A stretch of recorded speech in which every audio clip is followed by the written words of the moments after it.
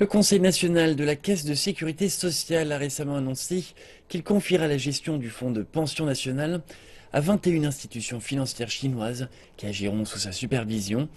Ces fonds, dont dépendent la plupart des retraités pour vivre, seront donc bientôt dans les mains de sociétés financières orientées vers l'économie de marché.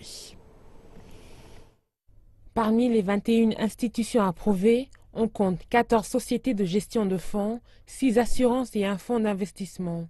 Elles placeront la première tranche du fonds de pension chinois sur les marchés financiers dans les 6 à 12 prochains mois. Comme en 2015, la totalité de ce fonds représente 3,99 milliards de yuans. Les autorités estiment que la part investie ne doit pas dépasser les 30%. Mais cette future financiarisation des retraites n'est pas sans inquiéter les Chinois. Je suis un peu inquiet. Les marchés boursiers n'allaient pas très bien récemment.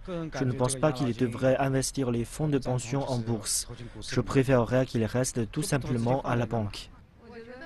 Je pense que les marchés boursiers sont risqués. Vous ne pouvez pas être sûr que vous ne perdrez pas d'argent. S'ils pouvaient garantir qu'il n'y aura pas de perte, ce serait bien, mais ce n'est pas possible. Malgré ces inquiétudes, les experts estiment qu'il n'y a pas de raison de s'alarmer.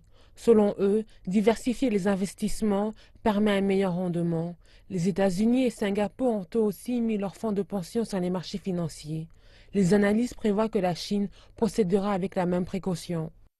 Je pense que les gestionnaires devront d'abord mesurer la part des fonds à placer sur les marchés sur le court terme et sur le long terme.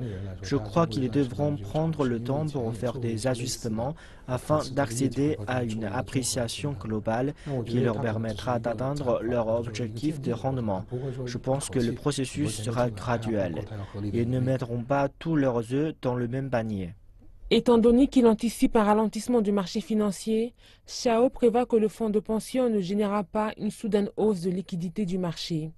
Il estime que les gestionnaires du fonds seront plus enclins à investir dans des valeurs sûres pour assurer sa rentabilité. Auparavant, le gouvernement autorisait les fonds de pension à être placés uniquement dans les banques ou à acheter des obligations d'État. Ces investissements ne rapportaient cependant que 3% par an.